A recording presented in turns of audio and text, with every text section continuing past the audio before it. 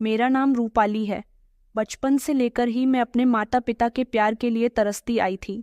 मुझे मेरी दादी ने ही पाल पोसकर बड़ा किया था।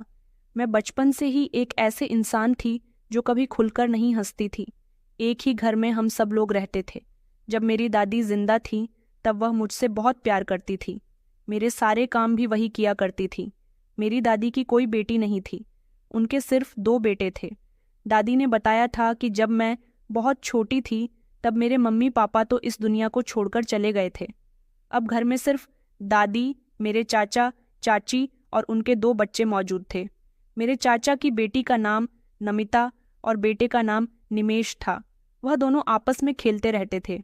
उन दोनों ने कभी मुझे अपने साथ शामिल नहीं किया था, जबकि मैं तरसती हुई नज़रों के साथ उन्हें खेलते हुए देखती रहती थी। मेरा भी मन करता था कि वह मुझे भी अपने साथ खेल में शामिल कर ले, मगर वह दोनों तो मुझसे ऐसे दूर भागते थे जैसे मैं उनकी कजिन नहीं बल्कि उनकी कोई दुश्मन हूँ। हम तीनों एक ही स्कूल में पढ़ते थे। चाचा मुझसे बहुत प्यार करते थे, मगर वह ज़्यादातर काम में लगे रहते थे, इसलिए बहुत बिजी रहते थे। लेकिन सुबह के टाइम पर वह हम तीनों को अपनी गाड़ी से स्कूल छोड़ आते थे और दोपहर को हम तीनों एक दूसरे के साथ घर आ जाते थे। दादी मुझे चाचा के बच्चों से ज़्यादा प्यार करती थी। वह कहती थी कि तुम मेरी लाडली बेटी हो। तुम छोटी थी तब से ही मैंने तुम्हारी परवरिश की है, इसलिए मुझे तुमसे ज़्यादा लगाव है। दादी जब मुझे बताती थी कि तुम्हारे मम्मी पापा इस दुनिया से जा चुके हैं, तब चाची मुझसे कहती थी कि तुम्हारी दादी झूठ बोलती है। तुम्हें तो वह कुंभ के मेले में से लेकर आई थी जब तुम सिर्फ 3 साल की थी। मैं अपनी चाची की बात सुनकर उदास हो जाती थी और दादी को बताया करती थी तो दादी चाची को मेरे सामने ही डांटना शुरू कर देती थी। उस समय मेरी उम्र 60 साल थी। मैं अपने बारे में ज़्यादा कुछ नहीं जानती थी।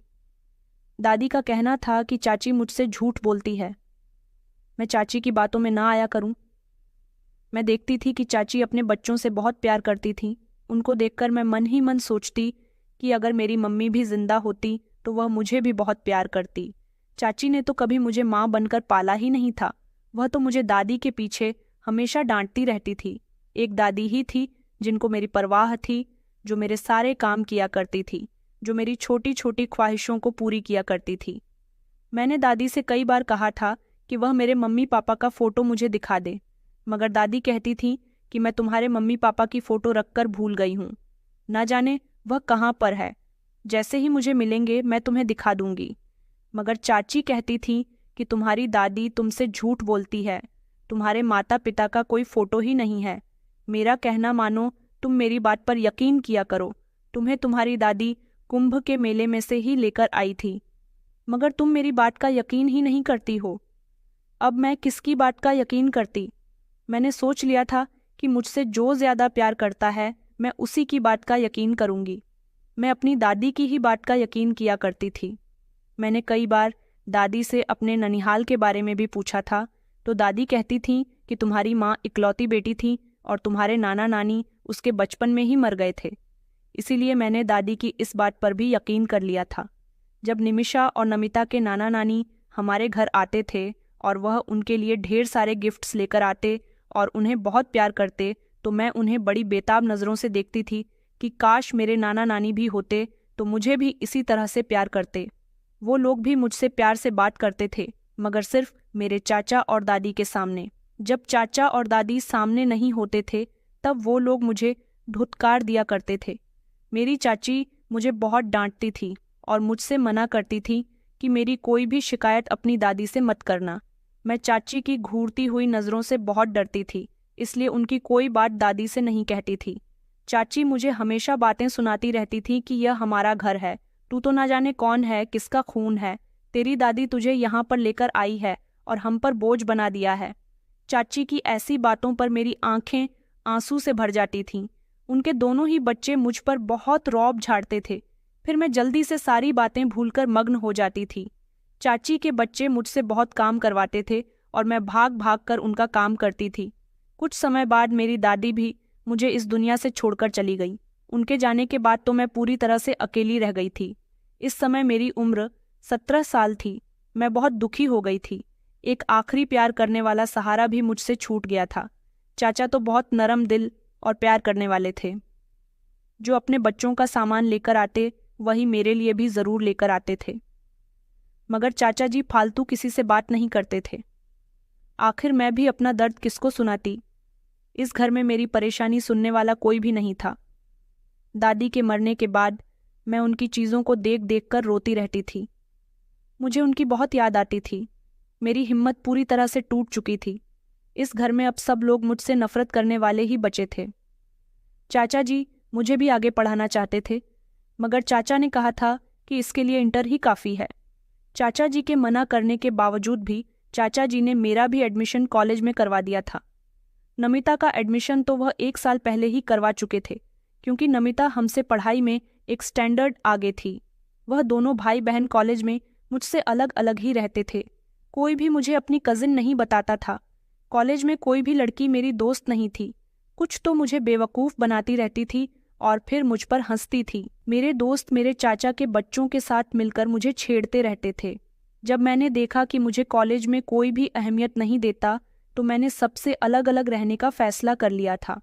मैं ज़्यादातर अब अपना मन पढ़ने में लगाया करती थी। मुझे अंदाज़ा हो गया था कि चाची और उनके बच्चे मेरे साथ अच्छा बिहेवियर सिर्फ चाचा की मौजूदगी में ही करते हैं। अकेले में वह सब मिलकर मुझ पर जुल्म के पहाड़ तोड़ते हैं। मेरे चाचा का बेटा निमिष भी मेरी खूब इंसल्ट करता रहता था। मैं उसे भाई समझकर प्यार करती थी, मगर वो साफ मुझसे कहता था कि मैं तुम्हारा भाई नहीं हूँ। मेरी पहले ही एक सगी बहन है। मैं तो चाचा को भी कुछ नहीं बता सकती थी, क्योंकि दादी के मरने के बाद चाची इस घर की मालकिन बन गई थी। उल्टा चाची चाचा को ही बातें सुना दिया करती थी। नमिता का बीए कंप्लीट हो गया था। चाची ने उसका रिश्ता एक अच्छे परिवार में तय कर दिया था, जबकि मेरा और निमेश का अभी 1 साल बाकी रह गया था।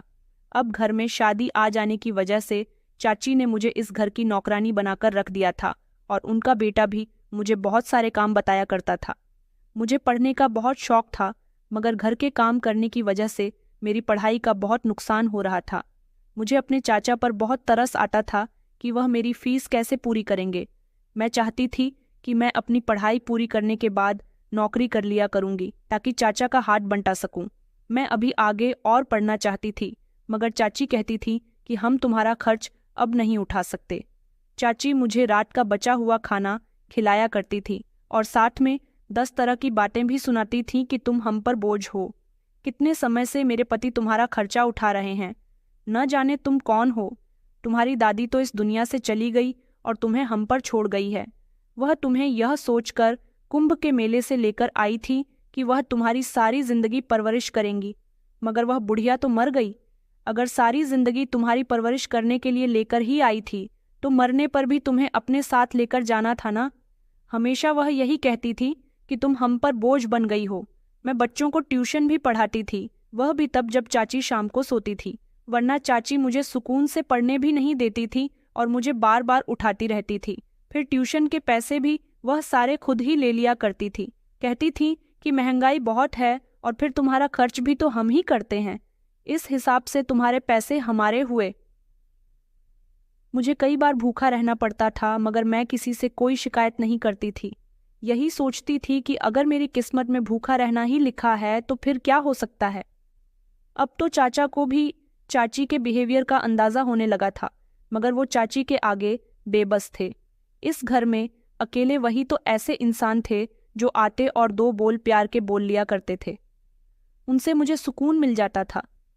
चाची के बिहेवियर के बारे में मैं भी चाचा को कुछ नहीं बताती थी, क्योंकि मैं यही सोचती थी कि चाची का बहुत बड़ा एहसान है जिन्होंने मुझे अपने घर में जगह दी हुई है। वह मुझे पाल तो रही है, वरना मेरा दुनिया में है ही कौन। मैं कॉलेज में बस से जाती थी। चाची अपने बेटे को तो किराए के पैसे दिया करती थी, मगर मुझे नहीं देती थी। मुझे चाचा जी चाची से छुपकर पॉकेट मनी दे दिया करते थे। मैं वह नहीं लेना चाहती थी। जानती थी कि चाचा जी घर के खर्चे बड़ी मुश्किल से पूरे करते हैं, मगर मैं इस पॉकेट मनी से बस का किराया निकाल लेती थी। कॉलेज में कुछ भी नहीं खाती थी। कैंटीन वाली आंटी से मैंने 1 घंटे काम करने की रिक्वेस्ट की तो उन्होंने मान लिया था, मगर वह मुझे बहुत कम पैसे देती थी। इससे ये होता था कि मैं आंटी के कैंटीन में 2 समोसे खा लिया करती थी, जिससे मेरा पेट भर जाता था, क्योंकि सुबह चाची मुझे नाश्ता भी नहीं देती थी। वह सोई हुई होती और मुझे जल्दी कॉलेज के लिए निकलना होता था। कुछ दिनों बाद चाचा को काम के सिलसिले में नेपाल जाना पड़ गया था, क्योंकि उनकी वहां पर अच्छी नौकरी लग गई थी। उनको अब सिर्फ 1 साल बाद ही आना था। जैसे तैसे नमिता की शादी भी हो गई थी। मैं बहुत खुश थी कि चाची ने मेरी परवरिश की है। इसी नाते मैं उनकी बहुत सेवा करती थी। चाचा जी जा चुके थे। उनके जाने के बाद और अपनी बेटी की शादी होने के बाद चाची ने लगभग सारे ही काम मुझ पर डाल दिए थे। सुबह ठीक से दिन भी नहीं निकलता था जब मुझे घर के काम करने के लिए उठना पड़ जाता था।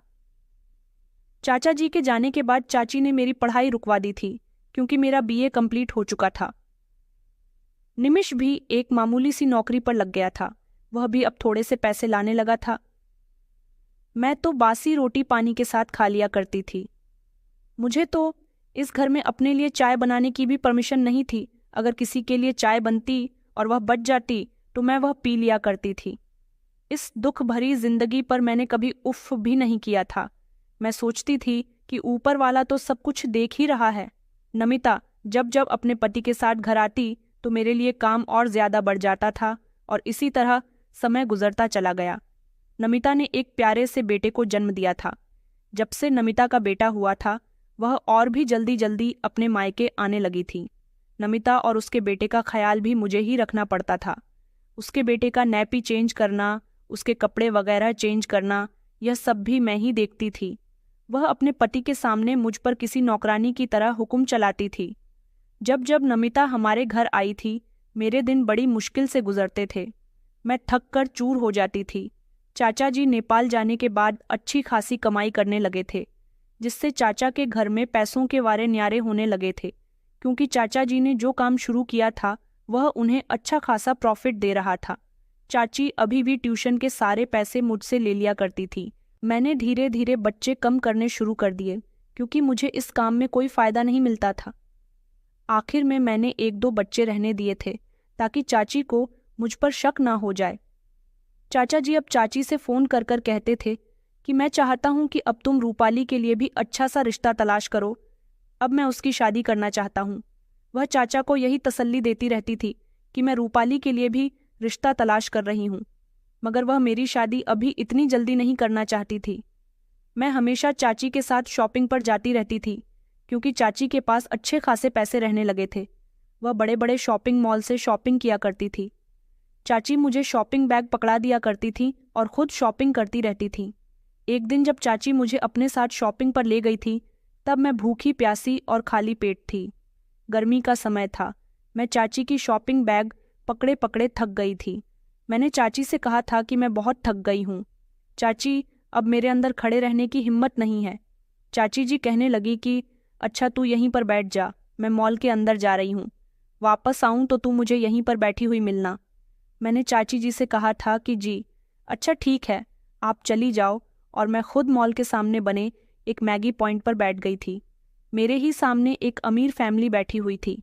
मुझे बहुत तेज भूख लग रही थी, और मेरे सामने बैठी हुई वह औरत मुझसे बातचीत करने लगी। वह मुझसे पूछने लगी कि तुम्हारा नाम क्या है। मैंने चाची के डर की वजह से उनको अपना नाम नहीं बताया था। फिर वह औरत मुझसे मेरे पेरेंट्स के बारे में पूछने लगी। मैंने बताया कि मेरे पेरेंट्स बचपन में ही मर चुके हैं और मैं अपने चाचा चाची के साथ रहती हूँ। मेरे पेट में भूख से चूहे दौड़ रहे थे। वैसे भी वह खाने पीने की जगह थी। वहां पर लोग बैठे हुए मैगी खा रहे थे तो कुछ लोग चाय पी रहे थे। इतने में इस औरत की बेटी और पति खाने पीने की चीजें लेकर आ गए थे। उनकी बेटी ने मुझे बड़े प्यार से हेलो कहा था। मैंने भी उनको पलटकर हेलो कहा था। मैं उठकर जाने लगी, तभी उस औरत ने जबरदस्ती मेरा हाथ पकड़ लिया था और मुझे बैठने के लिए कहा। उनके पति ने एक सैंडविच जबरदस्ती मुझे दिया और कहने लगे कि खा लो बेटा, हम हमेशा एक्स्ट्रा ही लेकर आते हैं। मेरी बेटी को बहुत भूख लगती है। अगर इसे खाना होता है तो हम अपने साथ ले जाते हैं, और अगर खाना नहीं होता तो यहीं छोड़ जाते हैं। इस औरत की बेटी कहने लगी कि दीदी, अगर आप नहीं खाओगी तो मुझे अच्छा नहीं लगेगा, आप भी हमें ज्वाइन करो ना। उनके इतना जोर जबरदस्ती करने पर मैंने कहा कि मैं ये नहीं खा सकती। वह लड़की कहने लगी कि आपको ये खाना ही होगा। मेरी मम्मी यहाँ अकेली बैठी हुई थी, आपने उनको कंपनी दी है। मैंने कहा कि नहीं बेटा, मैं तो इधर खाली कुर्सी देखकर बैठ गई। वो औरत मुझसे कहने लगी कि बेटा, मेरी बेटी की कोई दोस्त नहीं है, क्या तुम उसकी दोस्त बनोगी? हम लोग यहाँ आज ही आए हैं लंदन से। मैंने कहा, अच्छा ठीक है, अगर मेरी चाची ने इजाज़त दी तो मैं आपकी बेटी की दोस्त ज़रूर बनूंगी। उनके अंदर इतना अपनापन देखते हुए मैंने उनके साथ खाना पीना शुरू कर दिया था। मुझे बहुत तेज़ की भूख लग रही थी, साथ ही डर भी लग रहा था कि चाची कहीं मुझे देख ना ले। यह औरत मुझे नोटिस कर रही थी। उसने मुझसे मेरा नंबर मांगा, मगर मैंने उन्हें नंबर देने से इनकार कर दिया। मैंने कहा कि मुझे चाची परमिशन नहीं देती कि मैं किसी को अपना मोबाइल नंबर दूं। इधर मैंने उनकी बेटी के साथ सैंडविच खाते खाते थोड़ी सी बातचीत की और फिर थोड़ी देर के बाद ही मैंने चाची को जैसे ही मॉल से निकलते हुए देखा तो अपने हाथ में खाया हुआ आधा सैंडविच वहीं पर छोड़ दिया था और कहा कि मैं जा रही हूँ, मेरी चाची आ गई है। उस औरत ने मुझे रोक लिया और अपने पर्स से एक कार्ड निकाल कर दिया और कहने लगी कि अपने पास रख लो, इसमें मेरा कॉन्टैक्ट नंबर और एड्रेस है। तुम्हें मुझसे जब भी बात करनी हो मुझसे बात कर लिया करो। मैं उसका यह कार्ड अपने हाथ में नहीं थम रही थी क्योंकि मेरा ध्यान चाची की तरफ था। वह कहने लगी कि रख लो ना बेटा, मुझे अच्छा लगेगा। मैंने जल्दी से उनके हाथ से वो काट लिया और मैं झट से सारे शॉपिंग बैग उठाकर चाची की तरफ चली गई थी। मैं जब चाची के साथ घर आ गई तो मैंने सोचा कि मुझे उस औरत को कॉल करके थैंक यू बोलना चाहिए क्योंकि उन्होंने मुझे काफ़ी कुछ खिला पिला दिया था। उस समय मुझे बहुत तेज़ भूख लग रही थी। मैंने उनके साथ बैठकर जितना भी कुछ खाया था उससे मेरे पेट में सहारा हो गया था। मैंने उनका विजिटिंग कार्ड निकाला और उसमें से नंबर डायल करके जब कॉल लगाई तो वह औरत मेरे कॉल करने से बहुत खुश हुई थी। मैंने उनको थैंक यू बोला। उनकी और मेरी काफ़ी देर तक बातचीत होती रही थी क्योंकि मैं अपने कमरे के अंदर थी और चाची अपने कमरे में आराम कर रही थी। उन्होंने मुझसे मेरे बारे में जो जो पूछा मैंने उन्हें सब कुछ बता दिया। उनसे बातें करके मुझे बहुत अच्छा लगा था क्योंकि पहली बार किसी से मेरी इतनी खुली बातचीत हुई थी। इस औरत की बेटी मुझे बार बार दीदी कह रही थी। मेरी उससे भी कॉल पर बात हुई थी। अगले दिन जब चाची जी मुझे ज्वेलरी शॉप पर लेकर गई तो मैंने देखा कि ज्वेलरी शॉप से वही औरत निकल रही थी। वह मुझे देखकर पहचान गई और वह ज्वेलरी शॉप की सीढ़ियों पर ही रुक गई थी, जबकि चाची जी तेजी से चलती हुई ज्वेलरी शॉप के अंदर चली गई थी। मैंने चाची से आवाज़ देकर कह दिया था कि आप आराम से ज्वेलरी खरीद लो, मैं यहीं पर ही खड़ी हूँ। चाची अंदर चली गई थी और मैं साइड में इस औरत की गाड़ी के पास चली गई। वह मुझे देखकर खुश हुई थी और कहने लगी कि अच्छा हुआ मेरी आज तुमसे फिर से मुलाकात हो गई। मेरी बेटी आज तुम्हें बहुत याद कर रही थी। मेरी बेटी ने मुझसे कहा था कि मैं तुम्हें फ़ोन करके कहीं मिलने के लिए बुलाऊं।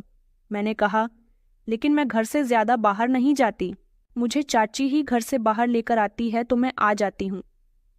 मेरा इतना कहना था कि उन्होंने मुझे झट से गले लगा लिया। उनके गले लगकर मुझे ऐसा महसूस हुआ था जैसे मैं उनसे ना जाने कब से बिछड़ी हुई हूँ, जबकि उनके पति पहले ही गाड़ी के अंदर बैठे हुए थे। वह भी हम दोनों को देखकर खुश हो रहे थे। उन्होंने अपने पति को इशारा किया। उन्होंने गाड़ी से एक बैग निकालकर अपनी पत्नी को दिया और उन्होंने वह बैग मेरे हाथ में दे दिया। कहने लगी कि इसमें कुछ खाने पीने का सामान है। मैं जानती हूँ कि तुम्हारी चाची तुम्हें कुछ खाने को नहीं देती होंगी और तुम आज भी भूखी हो। मैंने हैरत से उनकी तरफ देखा कि इस औरत को मेरा इतना ख्याल क्यों है। वह भी मुझे बड़े प्यार से देख रही थी। उनकी आंखों में आंसू थे। वह बड़ी तड़प कर बोली कि क्या मैं तुम्हें हर रोज़ मिल सकती हूँ? मैंने कहा, लेकिन आंटी आप मुझसे कैसे मिल सकती हो? मैंने आपसे कहा ना कि मैं ज़्यादा घर से बाहर नहीं निकलती। वह कहने लगी कि अच्छा ठीक है, लेकिन तुम मुझसे रोज़ फ़ोन पर बात कर लिया करो। मैंने कहा कि अच्छा ठीक है, मैं आपको फ्री टाइम में कॉल कर लिया करूँगी। मैंने रोते हुए उनसे कहा कि आप मेरे साथ इतनी हमदर्दी क्यों कर रही हो? वह मुझे प्यार से गले लगाकर कहने लगी कि कुछ लोग ऐसे ही दिल को भाग जाते हैं। तुम भी मुझे अपनी बेटी जैसी लगती हो। बस तुम मुझे अपनी मम्मी की तरह ही समझो। मेरी नज़र बार बार ज्वेलरी शॉप के दरवाजे की तरफ जा रही थी कि कहीं चाची मुझे इनसे बातें करते हुए ना देख ले, वरना बहुत बड़ी प्रॉब्लम हो जाएगी। मैंने उनसे कहा था कि अब आप लोगों को भी चलना चाहिए क्योंकि चाची अब आती ही होंगी। अगर उन्होंने मुझे आपके साथ देख लिया तो वह मुझे बहुत डांटेंगे। वह कहने लगी कि अच्छा बेटा, तुम अपना ख्याल रखना, हम लोग चलते हैं, हम तुम्हें किसी मुसीबत में नहीं डाल सकते। मुझे यह औरत बहुत प्यारी लगी थी। मैं चाची के साथ घर आ गई थी। 2-3 दिन बाद जब चाचा जी की कॉल आई तो चाचा जी ने चाची से जिद की थी कि वह किसी भी तरह मेरे लिए रिश्ता देख ले, क्योंकि मेरी शादी की उम्र हो रही है। चाची ने कहा था कि ठीक है, मैं इसके लिए कोई अच्छा सा रिश्ता देखकर आपको बता दूंगी, और फिर जल्दी ही चाची ने मेरे लिए रिश्ता भी तलाश कर लिया था। चाची ने चाचा से कहा था कि लड़के वाले बहुत अच्छे लोग हैं, लड़का भी बहुत अच्छा है। चाची ने लड़के वालों से और लड़के से चाचा जी से वीडियो कॉल पर बात करवा दी थी। चाचा को भी लड़का बहुत पसंद आया था। ये लोग सिर्फ मिडिल क्लास लोग थे, मगर चाची ने उनसे यही कहा था कि लड़के वाले अमीर लोग हैं। जैसा रिश्ता उन्होंने नमिता के लिए देखा था, उसी तरह का रिश्ता उन्होंने रूपाली के लिए भी देखा है। मेरी इस औरत से हर रोज फोन पर बात होती थी। मुझे इनके साथ दिल्ली लगाव होने लगा था। चाचा जी ने मुझसे फोन पर बात की थी और कहा था कि तुम्हारी चाची ने जहां तुम्हारा रिश्ता तय किया है, वहां तुम्हें शादी करने पर कोई ऐतराज तो नहीं है। मैंने चाचा जी से कहा था कि नहीं चाचा जी, मुझे कोई ऐतराज नहीं है। मेरी इस बात पर चाचा जी बहुत खुश हुए थे। अब मेरी शादी की तैयारी होनी शुरू हो गई थी। मैंने आंटी को भी बता दिया था कि मेरी शादी होने जा रही है, और जिस डेट को मेरी शादी थी, उन्होंने कहा था कि उस डेट को मैं अपने पति के साथ लंदन वापस जाना है। वहां उन्हें कुछ जरूरी काम है। उनकी फ्लाइट के टिकट भी बुक हो चुके हैं। वह मेरी शादी के 2-3 दिन बाद ही इंडिया आने वाली थी। उन्होंने कहा था कि भगवान तुम्हें तुम्हारी ससुराल में सुखी रखे। जब तुम्हारी शादी हो जाएगी तब मैं तुमसे मिलने के लिए जरूर आया करूंगी, क्योंकि मैं तुम्हारी चाची के घर तो नहीं आ सकती। तुम्हें अपनी चाची से बहुत डर है, लेकिन भगवान तुम्हें ऐसी ससुराल दे जहां पर तुम्हें किसी का कोई डर ना हो। मैंने उनसे कहा था कि जरूर शादी के बाद मैं आपसे मुलाकात करूंगी और इसी तरह आपके कांटेक्ट में रहूंगी, और फिर मेरी शादी का दिन भी आ गया था। मेरी शादी हुई तो मैं विदा होकर अपने ससुराल चली आई थी। चाचा जी अभी नेपाल से नहीं आए थे, क्योंकि वह काम में बिजी थे। उन्हें तो आने में अभी काफी टाइम लगा था। मेरी ससुराल में मेरे पति के अलावा उनकी माँ और उनकी 2 बहनें भी थीं। मेरी ननद मेरे कमरे में आई और मेरे पास आकर बैठ गई। वह मुझसे कहने लगी कि भाभी, मुझे आपसे एक ज़रूरी बात करनी है। उसी समय कमरे के दरवाजे पर मेरी सास आकर खड़ी हो गई थी। उसने मेरी सास से कहा कि भाभी अभी बहुत थकी हुई है, वह आपसे कोई बात नहीं करना चाहती। लेकिन मेरी सास ज़बरदस्ती अपनी बेटी को कमरे से निकालने लगी। तभी मेरी ननद अपनी माँ को बताया कि भाभी की तबीयत ठीक नहीं है, उन्हें आराम की सख्त ज़रूरत है। इस समय आप उनसे कोई बात न करें तो ही बेहतर होगा। मेरी ननद मेरी तरफ देखकर कहने लगी कि भाभी, आपकी तबीयत खराब हो रही है ना। वह मेरी तरफ ही देख रही थी। वह बार बार मुझे इशारा कर रही थी कि मैं हाँ कर दूं। मेरी कुछ समझ नहीं आया तो मैंने अपनी सास की तरफ देखते हुए कह दिया कि जी, मेरी तबीयत ठीक नहीं है। तो उन्होंने कहा कि अच्छा ठीक है, तुम आराम करो, मैं तुमसे सुबह मुलाकात करती हूँ।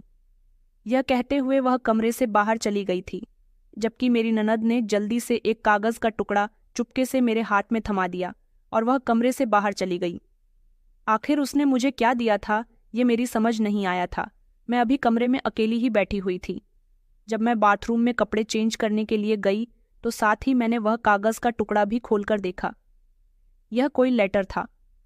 मैंने जैसे ही यह लेटर खोला तो मेरे पैरों तले से जमीन निकल गई थी, क्योंकि इस लेटर में लिखा हुआ था कि भाभी, यह लेटर आपके लिए है, पढ़ना बहुत ज़रूरी है। मेरे भैया, जो अब आपके पति हो चुके हैं, उनकी पहले भी 2 शादियां हो चुकी हैं और दोनों ही बार उनकी पत्नी उन्हें छोड़कर जा चुकी है। दरअसल ऐसा इसलिए है क्योंकि औरत हम तीनों भाई बहन की सौतेली माँ हैं।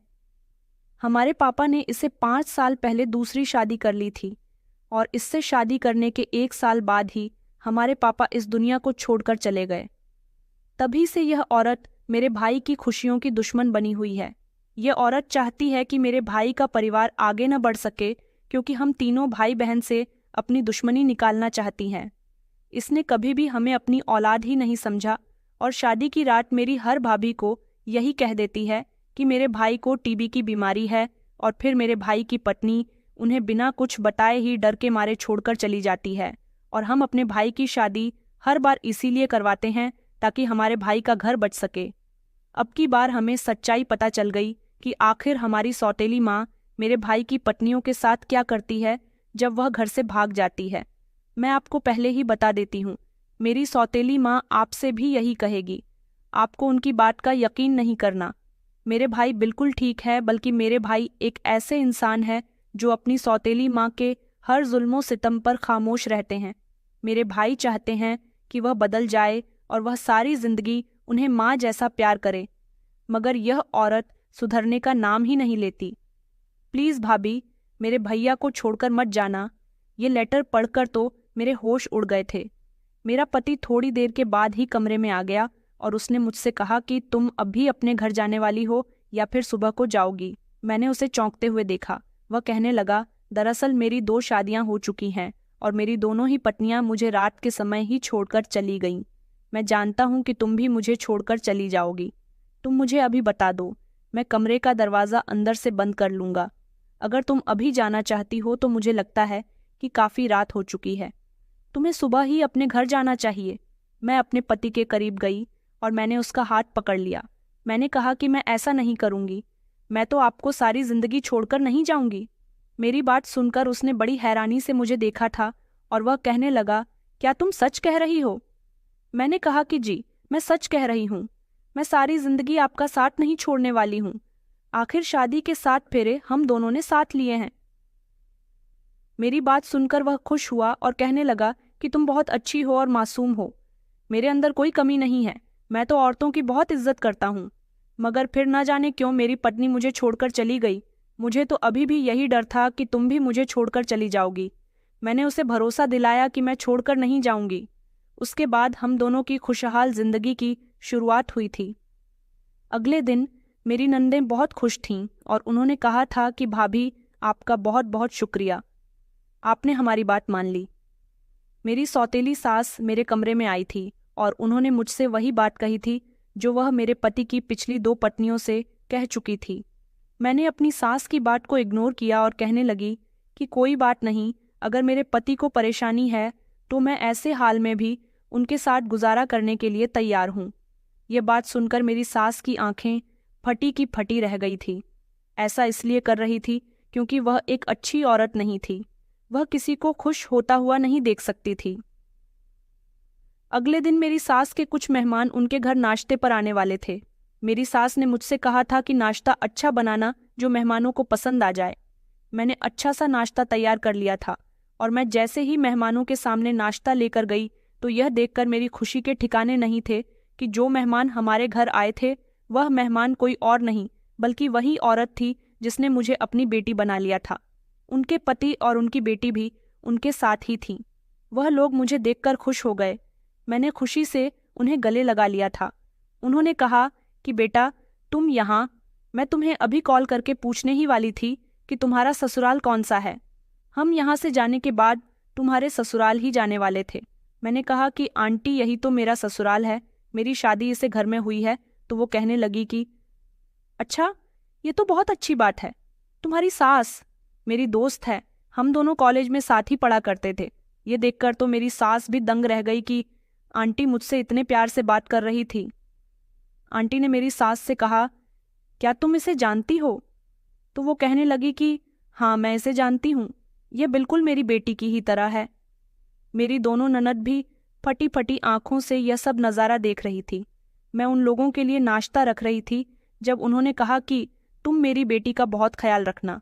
ना जाने क्यों मुझे इस लड़की से एक अजीब सी अटैचमेंट है। हम दोनों पति पत्नी को लगता है कि इसका और हमारा कोई पुराना नाता है। मेरी सास ने आंटी से कहा था कि तुम्हारी इस बेटी के बारे में तो आज तक पता ही नहीं चला, जो कुंभ के मेले में खो गई थी। आंटी कहने लगी कि हाँ, मेरी बेटी मुझे कभी वापस मिली ही नहीं, अब तो वो जवान हो गई होगी। मेरी बेटी आज अगर होती तो मैं भी उसका अपने हाथों से कन्यादान कर रही होती। मेरी सास कहने लगी कि तुमने कभी अपनी बेटी को तलाश करने की कोशिश नहीं की? तो उन्होंने कहा कि पहले तो बहुत कोशिश की थी, मगर अब कोशिश करनी छोड़ दी है। पता नहीं मेरी बेटी जिंदा भी होगी या नहीं। मेरी सास ने कहा कि अब तो तुम्हारी बेटी भी तुम्हें नहीं पहचानेगी और ना ही तुम अपनी बेटी को पहचान सकोगी, क्योंकि जिस समय तुम्हारी बेटी कुंभ के मेले से गायब हुई थी उस समय शायद वह 3 साल की थी और फिर अब तो वह जवान हो गई होगी। दुनिया में ऐसे ढेर सारी लड़कियां हैं जो लापता हो जाती हैं। उनमें से तुम्हारी बेटी कौन सी होगी, यह जानना तुम्हारे लिए बहुत मुश्किल होगा। उन्होंने कहा, वैसे तो मेरे लिए यह काम इतना मुश्किल नहीं है क्योंकि मेरी कमर पर एक ब्लैक स्पॉट है। जब मेरी बेटी ने जन्म लिया था उसकी कमर पर भी बिल्कुल ऐसा ही ब्लैक स्पॉट था। मुझे यकीन है कि वह ब्लैक स्पॉट आज भी उसकी कमर पर ज़रूर होगा क्योंकि वह उसके जन्म से ही था और ऐसे निशान कभी खत्म नहीं होते।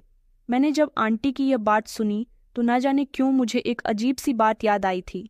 मैंने आंटी को अपनी कमर से साड़ी का पल्लू हटाकर जब अपनी कमर दिखाई और कहा कि क्या आपकी बेटी की कमर पर भी ऐसा ही ब्लैक स्पॉट था, तो यह देखकर उनकी आंखों में चमक आ गई थी।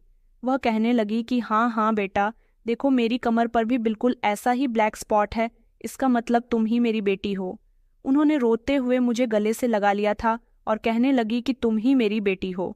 यही वजह है कि मुझे तुमसे पहली नज़र में देखते ही एक अजीब सी अटैचमेंट हो गई थी। मैंने कहा कि आप बिल्कुल ठीक कह रही हो क्योंकि मुझे याद आ गया था।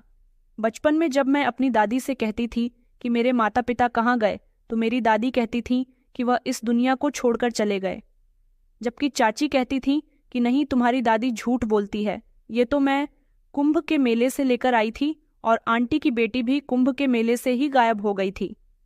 तो इसका साफ साफ मतलब यही था कि मैं इन लोगों की बेटी थी। मेरे पापा भी उठकर मेरे करीब आ गए और दोनों पति पत्नी ने मुझे गले से लगा लिया। हम लोग फूट फूट कर रोने लगे थे। मेरी सास और सभी ससुराल वाले यह सब कुछ अपनी आंखों से देख रहे थे कि आज किस्मत ने एक बेटी को अपने खोए हुए माता पिता से किस तरह से मिलवा दिया है। उन्होंने मुझसे कहा कि देखो बेटा, यह तुम्हारी छोटी बहन है, हमने तुम्हें बहुत जगह तलाश किया। जब तुम छोटी थी तो हम लोग उज्जैन गए थे, वहां पर उस समय कुंभ का मेला लग रहा था। तुम्हारे पापा कहने लगे कि हम अपनी बेटी को कुंभ के मेले में लेकर चलते हैं। हम तुम्हें वहां ले गए थे, वहां तो लाखों के हिसाब से भीड़ होती है। फिर हमारा हाथ छूट गया था और फिर हमने तुम्हें बहुत तलाश किया मगर तुम हमें कहीं भी नहीं मिली। मैंने कहा कि उसके बाद मुझे एक ऐसी औरत ने उठा लिया था जो अपने पोता पोती को भी उज्जैन के कुंभ के मेले में लेकर आई थी। जब उन्हें मैं वहां पर अकेली रोती हुई मिली तो वह मुझे लेकर अपने घर चली गई और उन्होंने मेरी परवरिश की क्योंकि भगवान ने उन्हें सिर्फ 2 बेटे दिए थे, उनकी कोई बेटी नहीं थी। वह मुझे उस उम्र में अपनी बेटी तो नहीं बना सकती थी, इसलिए उन्होंने मुझे अपनी पोती बना लिया और सारी जिंदगी मेरी परवरिश की। मेरी मम्मी यह बात सुनकर कहने लगी कि वह औरत बहुत अच्छी औरत होगी जिसने तुम्हें सहारा दिया, तुम्हारी परवरिश की। मैंने कहा कि सच में मेरी दादी बहुत अच्छी थी। मुझे उस दिन अपनी दादी की बहुत याद आई थी। फिर मेरे पति भी वहां पर आ गए और उन्होंने भी सब लोगों से मुलाकात की। जब मेरे पति को भी पूरी बात पता चली तो वह भी दंग रह गए थे। उन्होंने मेरे मम्मी पापा से कहा था कि मैं आपकी बेटी का बहुत ख्याल रखूंगा, ये बहुत अच्छी है। चारों तरफ खुशी का समा था, सब कुछ बिल्कुल ठीक हो गया था। मेरे मम्मी पापा ने कहा था कि वह मेरी और मेरे पति की शादी दोबारा से करवाना चाहते हैं क्योंकि वह अपने हाथों से मेरा कन्यादान करना चाहते हैं। मेरे ससुराल वालों को इस बात पर कोई ऑब्जेक्शन नहीं था। मेरी शादी दोबारा से करवाई गई थी और मेरी उस शादी में मेरे चाचा चाची को भी इनवाइट किया गया था। चाचा तो नहीं आए थे मगर चाची की पूरी फैमिली आ गई थी। नमिता, निमेश और चाची मुझे देखकर बहुत खुश हुए थे। चाची तो मुझे देखकर गले से लगाकर रोने लगी थी और कहने लगी थी कि बेटा, मैंने तुम्हारे साथ आज तक जो भी किया है उसके लिए मुझे माफ़ कर दो, क्योंकि जिस दिन से तुम शादी करके गई हो उस दिन से मुझे बहुत परेशानी हो रही है। इतनी परेशानी तो मुझे अपनी बेटी के विदा होने पर भी नहीं हुई थी। तुमने सारी जिंदगी मेरा बहुत ख्याल रखा और निमिष कभी तुम्हारे जाने के बाद हम दोनों को एहसास हुआ कि तुम्हारे बिना घर की हर चीज़ अधूरी है। मैंने चाची को भी माफ़ कर दिया था, उन्होंने मुझे अपनी बेटी की तरह प्यार किया था। निमेश और नमिता का बिहेवियर भी अब मेरे साथ ठीक हो गया। मैंने चाची को बताया था कि चाची आप सही कहा करती थीं और दादी झूठ बोलती थीं कि मेरे माता पिता मर चुके हैं। आपने सच कहा था कि दादी मुझे कुंभ के मेले से लेकर आई थीं और आज मुझे मेरे माता पिता भी मिल गए। मेरे मम्मी पापा ने मेरी शादी पर बहुत सारा दान दहेज दिया था। मेरे पति ने कहा भी था कि हमें इसकी कोई ज़रूरत नहीं है, मगर उन्होंने कहा था कि हमारी बेटी की शादी है, हम अपनी बेटी को अपनी खुशी के लिए अपनी बेटी को यह सब दे रहे हैं। मेरी सास को यह सब बहुत अच्छा लगा था और फिर मैं उनकी दोस्त की बेटी थी, इसलिए उन्होंने मेरे पति से दुश्मनी निकालना बंद कर दिया और अब वह भी सुधर गई और उन्होंने अपने तीनों बच्चों से अपने किए की माफ़ी मांग ली थी। वह सौतेली माँ थी, इसलिए अपने तीनों बच्चों से बहुत जलती थी और अब उन तीनों को उन्होंने भी अपनी सगी औलाद की तरह एक्सेप्ट कर लिया। सगे रिश्ते कभी भी एक दूसरे से जुदा नहीं होते, वह चाहे 60 समुंदर पार क्यों ना बैठे हों, मगर एक ना एक दिन मिल ही जाते हैं। मेरे पेरेंट्स रहने वाले तो यहीं के थे, मगर वह कुछ कुछ समय के बाद लंदन जाते रहते थे और जब यहाँ आते थे तो अपने सारे रिश्तेदारों से मिलकर ही जाते थे। मगर अब जब से उन्हें उनकी बेटी मिली थी, वह लोग इंडिया में परमानेंटली शिफ्ट हो गए थे। मेरी जिंदगी मेरे पति के साथ बहुत खुशहाल गुजर रही है। मेरे पति मुझे बहुत प्यार करते हैं, मेरा बहुत ख्याल रखते हैं। तो दोस्तों, कहानी पसंद आई है तो वीडियो को लाइक करें। चैनल पर नए हैं तो चैनल को सब्सक्राइब करें। धन्यवाद।